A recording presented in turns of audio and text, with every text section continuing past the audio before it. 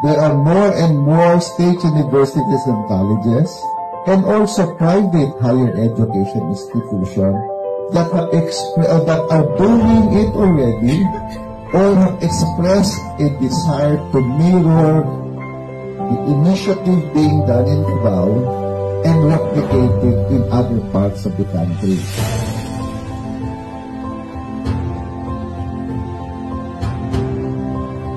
This program helped a lot change the lives of our PDLs. And there are already a number of sharing from our PDLs who were already released and graduated, and they are now working functionally and productive citizens as well of this country. You will really see in the faces of the PDLs, like they are really excited to enter this in this separate building, because to them it's a different world, totally different environment, because it's a classroom with tables and chairs, carpeted, with all the facility for instruction. Napakaganda nung idea, because hindi lang kasi yung normal na tao ang binibigyan natin ng pag-asa. Kasi mas dapat nga natin bigyan ng halaga itong mga taong ganito, kasi sila ang mga taong may social stigma. Outright deprived sila nung common na services ng gobyerno. So, ito yung pagkakataon natin maging iba at matulungan din natin sila.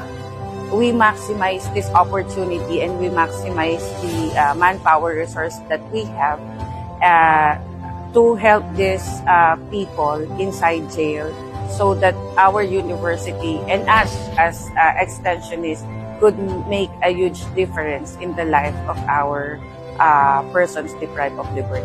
So basically, it's more of our commitment that made us realize that we could make a difference to these people. I'm looking forward to producing a physically, mentally, and educated persons deprived of liberty back to the society and a productive people of the society.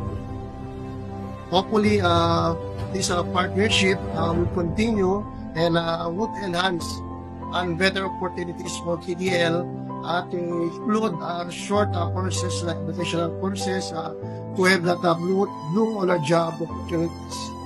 Considering that most of our PDL graduated elementary education, and they must prepare to have the practical skills like automotive, electrical, and other short courses with NCP from Bethesda.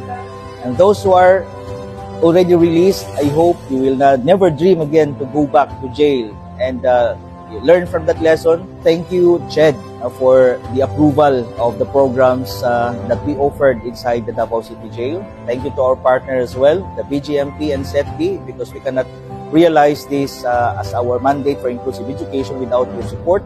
But primarily, I would like to thank the teachers who really volunteered. Investment in education is the best investment that can break the cycle of poverty and recidivism.